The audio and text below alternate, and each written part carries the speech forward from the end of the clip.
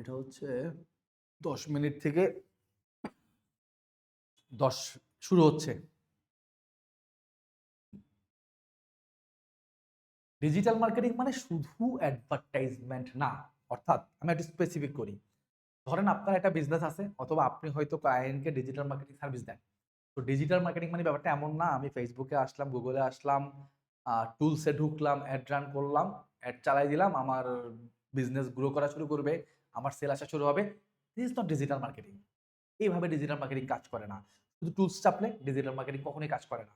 Digital marketing মানে হচ্ছে অনেকগুলা এলিমেন্টের কম্বিনেশন। অনেকগুলো এলিমেন্টের কম্বিনেশনে ডিজিটাল মার্কেটিং অ্যাকচুয়ালি কাজ করে। তো অনেকগুলো কম্বিনেশনের মধ্যে আমি আজকে একটা ক এক অনেকগুলো এলিমেন্টের মধ্যে আমি অনেকগুলো এলিমেন্টের মধ্যে আজকে আমি একটা এলিমেন্ট নিয়ে আপনার সাথে কথা বলব। আর সেটা হচ্ছে দ্যা ওয়ে অফ কমিউনিকেশন। অর্থাৎ আপনি যখন ডিজিটাল মার্কেটিং করতেছেন আপনার বিজনেসকে নিয়ে বা আপনার ক্লায়েন্টের বিজনেসকে নিয়ে, আপনি আপনার ক্লায়েন্টের সাথে বা আপনি আপনার টার্গেট কাস্টমার যারা, তাদের সাথে কিভাবে কমিউনিকেশন করতেছেন, এটার উপরে ডিপেন্ড করে অ্যাকচুয়ালি আপনার ডিজিটাল মার্কেটিং অ্যাপ্রোচ থেকে বেটার সেল জেনারেট হবে নাকি হবে না। সো আজকে আমি আপনাকে আমার একটা প্র্যাকটিক্যাল এক্সপেরিয়েন্স শেয়ার করব। আমি গত ৭-৮ বছর ধরে বাংলাদেশের মার্কেটে ডিজিটাল মার্কেটিং সার্ভিস সেল করে যাচ্ছি আমার নিজের মার্কেটিং এজেন্সির থ্রুতে। সো ওইখান থেকে আমি যে সমস্ত এক্সপেরিয়েন্স গেইন করছি, আমি সাধারণত আমার ভিডিওতে ওই এক্সপেরিয়েন্স গুলাই শেয়ার করার ট্রাই করি। সো আমি রাসেল কাউসার। আজকে আপনাকে একটা অ্যাপ্রোচ শেখাবো যে কিভাবে অ্যাকচুয়ালি টার্গেট কাস্টমারের সাথে কমিউনিকেশন করতে হয় এবং কিভাবে কমিউনিকেশন করলে অ্যাকচুয়ালি বেটার সেল জেনারেট করা পসিবল হয়, এটাই শেখাবো। সো চলেন ভিডিওটা শুরু করা যাক।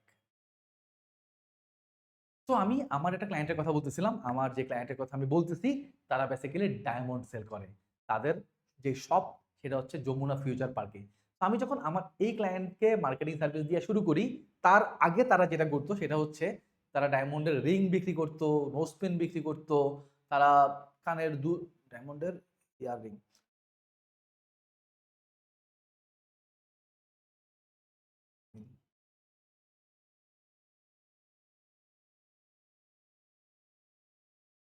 সো আমি আমার যেই ক্লায়েন্টের কথা বলতেছি, আমি তাদের সাথে মার্কেটিং এজেন্সি হিসেবে অনবোর্ড হওয়ার আগে তারা যেটা করত, তারা বিভিন্ন স্ট্যাটিক কনটেন্ট এবং ভিডিওর থ্রুতে তাদের ডায়মন্ডের রিং, নোজপিন এরকম ছোটখাটো জিনিসগুলো অনলাইনে বিক্রি করার ট্রাই করত। তো তাদের কনসেপ্ট ছিল এমন, তারা রিং এর ছবি তুলত এবং সেখানে প্রাইস লিখত এবং ছোট একটা ক্যাপশন দিত, দিয়ে অ্যাডে পাঠায় দিত। অথবা তারা রিং গুলার ভিডিও বানাইতো, একটু ভয়েস ওভার দিত এবং অ্যাডে পাঠায় দিত। এবং আপনি মোটামুটি বাংলাদেশের ডায়মন্ড মার্কেটে যদি নজর রাখেন, তাহলে আপনি দেখবেন বাংলাদেশের মেক্সিমাম ডায়মন্ড সেলার এইভাবেই অ্যাড রান করে। সো আমি যখন আমার ক্লায়েন্টের সাথে অনবোর্ড হইলাম, অনবোর্ড হওয়ার পর আমি ফার্স্ট অফ অল বোঝার চেষ্টা করলাম আমার ক্লায়েন্টের টার্গেট অডিয়েন্স কারা। তো আমি আমার ক্লায়েন্টের প্রিভিয়াস অ্যাড গুলো দেখলাম, অ্যাড অ্যাকাউন্ট অবজার্ভ করলাম, ক্লায়েন্টের সাথে কথাবার্তা বললাম। কথাবার্তা বলার পর আমার কাছে যেটা ফিল হইলো, আমার ক্লায়েন্ট অ্যাকচুয়ালি একটু কম দামে ডায়মন্ড বিক্রি করে এবং তার টার্গেট কাস্টমার হচ্ছে মিডল ক্লাস অডিয়েন্স এবং তার কাস এবং তার টার্গেট কাস্টমার হচ্ছে মিডল ক্লাস অডিয়েন্স। অর্থাৎ আমার ক্লায়েন্ট মিডল ক্লাস ফ্যামিলির কাছে ডায়মন্ড বিক্রি করতে চায়। এটা আমি বুঝতে পারছি। দেন আমি বোঝার চেষ্টা করলাম মিডল ক্লাস ফ্যামিলি ডায়মন্ডের প্রতি তাদের আসলে তাদের এক্সপেরিয়েন্সটা কেমন বা তারা ডায়মন্ড সম্পর্কে কি ভাবে। সো আমার যেটা চিন্তাভাবনা সেটা হইলো একটা মিডল ক্লাস ফ্যামিলি সাধারণত গোল্ডে ইনভেস্ট করে। তারা ডায়মন্ড খুব একটা কিনে না। তারা ডায়মন্ড অনলি তখনই কিনে যখন কোনো অকেশন আসে। ফর এক্সাম্পল হাসব্যান্ড ওয়াইফের বার্থডেতে ডায়মন্ড দেয়, ম্যারেজ ডেতে ডায়মন্ড দেয় এবং একটু লেস এক্সপেনসিভ ডায়মন্ড গুলাই দেয়। তারা লাখ টাকার ডায়মন্ডের দিকে যায় না। তারা ১,০০০, ১২,০০০, ১৫,০০০, ২০,০০০ টাকার মধ্যে থাকে। আম বাবা মাকে ডায়মন্ড কিনে দিতে কিছু অকেশন লাইক ভ্যালেন্টাইনস ডে এই ধরনের অকেশনেও দেখা যায় আ হাসব্যান্ড সাধারণত ওয়াইফের জন্য কিনে, বয়ফ্রেন্ড গার্লফ্রেন্ডের জন্য ছোট জিনিসপত্র কিনে। সো মিডল ক্লাস ফ্যামিলির যে বায়িং বিহেভিয়ার এটা বেসিক্যালি অকেশনের মধ্যেই সীমাবদ্ধ। অর্থাৎ মন চাইলাম ডায়মন্ড মার্কেটে গেলাম কিছু একটা কিনলাম। ব্যাপারটা এমন না।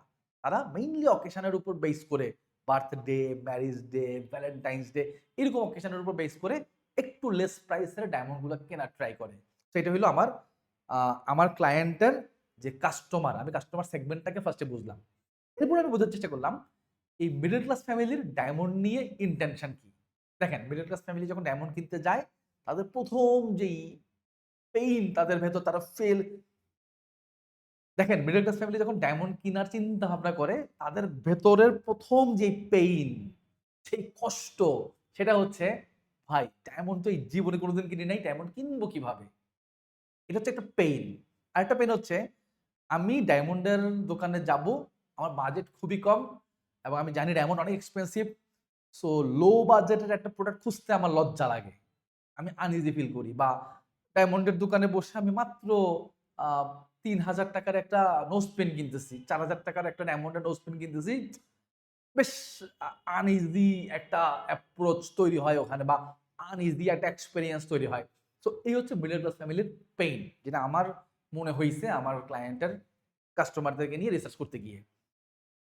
আমরা যেটা চিন্তা করলাম সেটা হইলো দেখেন, আপনি ডায়মন্ড মার্কেট নিয়ে যদি একটু পড়াশোনা করেন বা ডায়মন্ড মার্কেটের দিকে নজর দেন, বাংলাদেশের ডায়মন্ড মার্কেট আপনি দেখবেন, বাংলাদেশের ডায়মন্ড মার্কেটে সবাই যেটা করে ইমেজে ছবি তোলে, ডায়মন্ডের প্রোডাক্টের ছবি তুলে সেটা দিয়ে ইমেজ জেনারেট করে এড এডে পাঠায় দেয়। মেজরিটি এভাবে ডায়মন্ড সেল করে। সো আমি আমার ক্লায়েন্টকে বুঝাইলাম, দেখেন আমরাও যদি এই কাজটাই করি তাইলে কিন্তু বাকিদের মতো মাত্র যমুনা ফিউচার পার্কে যত ডায়মন্ডের শপ আছে আমরাও কিন্তু সবার মতো সেম হয়ে গেলাম। চলেন আমরা ডিফারেন্ট কিছু করি। আমার ক্লায়েন্ট বলল, "ভাই ডিফারেন্ট কি করব?" আমি বললাম, "দেখেন, আমরা সিম্পলি কাস্টমারের পেইন পয়েন্ট সলভ করব। কাস্টমার দেখেন, আমাদের কাস্টমারদের মেইন পেইন পয়েন্ট হইলো ভাই সে ডায়মন্ড চেনে না, ডায়মন্ড বোঝে না। এখন দেখেন মার্কেটে মানে এখন দেখেন মার্কেটে অনেক ধরনের ডায়মন্ড আছে। ফর এক্সাম্পল ডায়মন্ডের কালার হয়, কালারের উপর বেস করে ডায়মন্ডের দাম কম বা বেশি হয়। ডায়মন্ডের কাটিং এর উপর বেস করে কম বেশি হয়। ডায়মন্ডেও কিন্তু গোল্ডের মতো ক্যারট থাকে এবং ক্লায়েন্ট বোঝে না কোন ক্যারটের ডায়মন্ড কোনটা। ডায়মন্ড যখন কেউ কিনতে আসে একটা মেশিন দিয়ে চেক করা হয়। এই মেশিনটা কাজ করে কিভাবে? এই মেশিনে কি সিগন্যাল দিলে আমি বুঝবো যে এটা অরিজিনাল ডায়মন্ড? এগুলা কাস্টমার বোঝে না। ডায়মন্ড অনেক টেস্টিং আছে। ডায়মন্ড টেস্ট করার জন্য বেশ অনেক ধরনের টেস্টিং আছে। For example fog test, dot test, water test, heat test. So এই টেস্ট গুলাকে আদৌ করব কিনা আমি বা করা যায় কিনা? সো এগুলো আসলে ক্লায়েন্ট জানে না। ডায়মন্ডের সার্টিফিকেশন হয়। সো কিভাবে বুঝবো এই সার্টিফিকেট অরিজিনাল বা এটা ডায়মন্ডের যে সার্টিফিকেশন হয় এটাই তো মানুষ জানে না। সো সার্টিফিকেশন বলে একটা জিনিস আছে। এগুলো কাস্টমারের নলেজে নাই। সো আমরা যদি সিম্পলি এবং আপনি মার্কেটে মোসেনাইট এবং আপনি ডায়মন্ড মার্কেটে গেলে দেখবেন মইসেনাইট নামে একটা পাথর পাওয়া যায়। যেই পাথরটাকে অনেক ডায়মন্ড বিক্রেতা ডায়মন্ড বলে বিক্রি করে বাট এটা আসলে ডায়মন্ড না। সো মইসেনাইট পাথর কোনটা? মানে কিভাবে বুঝবো এটা মইসেনাইট পাথর? এটা ডায়মন্ড না বা কিভাবে বুঝবো এটা ডায়মন্ড? তো মানুষের মধ্যে না মানে মিডল ক্লাস ফ্যামিলির মধ্যে এই প্রবলেম গুলো আছে। যেহেতু তারা অনেক বড় শোরুমে যাইতে পারে না। ফর এক্সাম্পল যারা রিচ তারা কি করে? অথেন্টিক ব্র্যান্ডেড বড় কোনো শোরুমে চলে যায়। এবং ওখানে মোটামুটি সেফ থাকা যায় যে আমি ভাই যা কিনতেছি সলিড জিনিস কিনতেছি। বাট আপনি নরমাল একটা দোকান থেকে যখন ডায়মন্ড কিনবেন খুব অল্প প্রাইসে তখন কিন্তু আপনি সলিড জিনিস পাচ্ছেন কিনা আপনি জানেন না। তো এই কারণে মিডল ক্লাস ফ্যামিলি অনেক কনফিউজড হয় ডায়মন্ড কেনার সময়।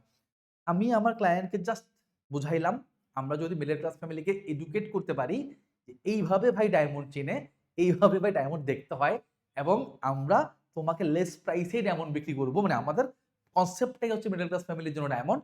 সো তুমি আনইজি ফিল করার কোনো দরকার নাই। তুমি হেজিটেশন ছাড়া আমার দোকানে আসো। যতগুলো খুশি ডায়মন্ড দেখো। যত টাকা দামের একদম ৳২,০০০ ডায়মন্ড যদি আমার দোকানে থাকে, তুমি ৳২,০০০ র প্রোডাক্টই কিনো। কোনো সমস্যা নাই। আমি যদি আমার ক্লায়েন্টকে এই ২ টা জিনিস বোঝাইতে পারি, কারণ আমার ক্লায়েন্টের এই ২ টাই মেইনলি পেইন পয়েন্ট। যে অরিজিনাল ডায়মন্ড চিনতে হয় কিভাবে?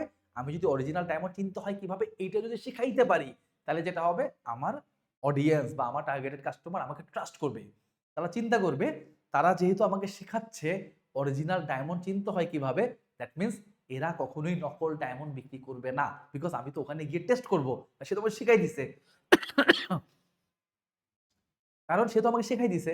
তো সে যেহেতু আমাকে শিখাই দিছে অ্যান্ড আমি গিয়ে তো ডেফিনিটলি এইভাবেই টেস্ট করব, এইভাবেই দেখব এবং সে যদি নকল ডায়মন্ড বিক্রি করত 100% সে কখনোই আমাকে শিখাইতো না। তাহলে অ্যাপ্রোচ নাম্বার 1 হইলো আমি আমার টার্গেট কাস্টমারের এই পেইন পয়েন্টটা সলভ করার ট্রাই করছি অ্যান্ড আরেকটা পেইন পয়েন্ট সে অনেক হেজিটেট ফিল করে যে আমি তো একটা ছোট কম দামি প্রোডাক্ট কিনবো। ডায়মন্ডের দোকানে গেলে মানুষ কি ভাববে? যেহেতু অল্প টাকার একটা প্রোডাক্ট কিনতে আসছে আমাকে হয়তো পাত্তাই দিবে না। সো আমরা আমাদের কনটেন্টেই কমিউনিকেশন করে ফেলছি যে ভাই আমাদের ডায়মন্ডের রেঞ্জই শুরু হয় এখান থেকে এবং আমরা এই রেঞ্জের প্রোডাক্টই সেল করি এবং আমার টার্গেট কাস্টমার তুমি। সো তুমি হেজিটেশন ছাড়া আসতে পারো এবং যেইটা খুশি যত লো এক্সপেন্সিভ প্রোডাক্টই হোক তুমি নিতে পারো। কোনো সমস্যা নাই। জাস্ট এই দুইটা জিনিস আমি কমিউনিকেশন করছি আমার ক্লায়েন্টের কাস্টমারদেরকে টার্গেট করে বা আমার ক্লায়েন্টের টার্গেটেড কাস্টমারদেরকে টার্গেট করে। অ্যান্ড ট্রাস্ট মি, আমার ক্লায়েন্ট একটা ড্রাস্টিক্যাল রেজাল্ট পাইছে। আমি তার সাথে কাজে আসার আগে সে যেই পরিমাণ ডায়মন্ড সেল করতে পারতো, আমি তার সাথে কাজ শুরু করার পর সে তার থেকে অনেক বেশি ডায়মন্ড সেল করা শুরু করে। So this is the power of communication. So আপনি এটা মাথায় রাখতে হবে ডিজিটাল মার্কেটিংয়ে আইসে। তো আপনি এটা মাথায় রাখতে হবে ডিজিটাল মার্কেটিং করতে গিয়ে, সেটা আপনি আপনার বিজনেসের জন্য করেন আর আপনার ক্লায়েন্টের বিজনেসের জন্য করেন, যেটার জন্য করেন না কেন, অর্থাৎ আপনি নিজের বিজনেসের জন্য নিজে ডিজিটাল মার্কেটিং করেন, অথবা আপনি আমার মতো সার্ভিস সেলার হইলে আপনার ক্লায়েন্টের জন্য করেন, what ever, communication is the কি ইনগ্রেডিয়েন্ট অফ ডিজিটাল মার্কেটিং। আপনি যত ভালো কমিউনিকেশন করতে পারবেন, আপনি যত ভালো আপনার কাস্টমার অর্থাৎ আপনার টার্গেটেড কাস্টমারের মাইন্ড রিড করতে পারবেন, আপনার টার্গেট কাস্টমারের পেইন পয়েন্ট যত বেশি আপনি আন্ডারস্ট্যান্ড করতে পারবেন এবং সেটা সলভ করতে পারবেন, তত বেটার আপনার ডিজিটাল মার্কেটিং থেকে রেজাল্ট জেনারেট হওয়ার চান্স তৈরি হবে। সো সো আবারও বলতে চাই সো আবারও বলতে চাই ডিজিটাল মার্কেটিং মানে শুধু অ্যাড না, ডিজিটাল মার্কেটিং মানে অনেকগুলো এলিমেন্টের কম্বিনেশন। তার মধ্যে একটা মেজর এলিমেন্ট হইলো the way of communication you are doing. তো এই তো আজকের ভিডিও এখানে শেষ করতেছি, দেখা হবে নেক্সট কোনো ভিডিওতে। সবাই ভালো থাকবেন। সো এই তো আজকের ভিডিও এখানে শেষ করতেছি সো এই তো আজকের ভিডিও এখানে শেষ করতেছি ডিজিটাল মার্কেটিং নিয়ে আরো অসংখ্য ভিডিও। সো আজকের ভিডিও এখানে শেষ করতেছি। ডিজিটাল মার্কেটিং নিয়ে আরো ভিডিও দেখতে আমার এই চ্যানেলটা সাবস্ক্রাইব করে রাখতে পারেন, অথবা আপনি যদি আমার পেজ থেকে দেখে থাকেন পেজে একটা লাইক দিয়ে সাথে থাকতে পারেন। দেখা হবে নেক্সট ভিডিওতে।